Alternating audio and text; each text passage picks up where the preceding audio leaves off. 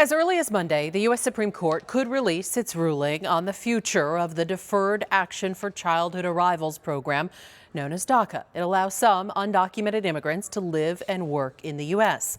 Tonight, ABC 15's special reporting project, The Rebound Arizona, taking a look at what this decision would mean for Arizona dreamers. Investigator LILIANA SOTO spoke to a DACA recipient living under this special immigration status about what this decision is doing to their mental health and how they can get help during a pandemic. It's been more than 2 years since the Trump administration announced it will end DACA.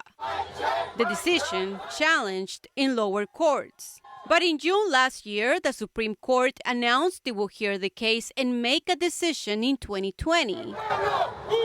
For the last 2 weeks, about 24,000 DACA recipients living in Arizona have been waiting to see what the court will say. It's almost as if we are on this purgatory stage of not knowing what's going on. Eddie CHAVEZ-CALDERON was brought to the U.S. as a toddler.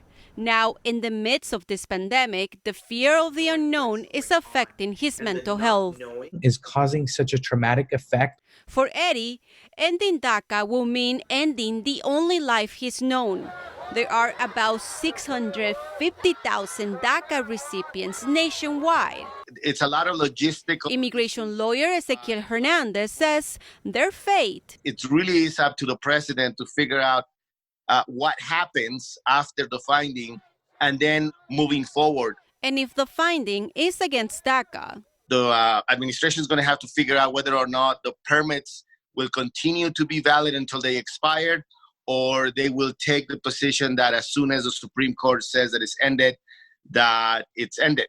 I wish we could just have a decision so that we'd know how to react and what to do. In Eddie's case, he's been finding comfort in giving back to the community. We've been making hundreds of thousands of masks with Arizona Jews for Justice to donate to the Navajo Nation. His message to other dreamers also dealing with anxiety. What is it that brings your own happiness and really cling on to that? And if you're a dreamer or know someone dealing with mental health issues, we have a list of resources available to you at no cost. You can find the link on abc15.com/rebound. In Phoenix, I'm investigator LILIANA SOTO, ABC 15, Arizona.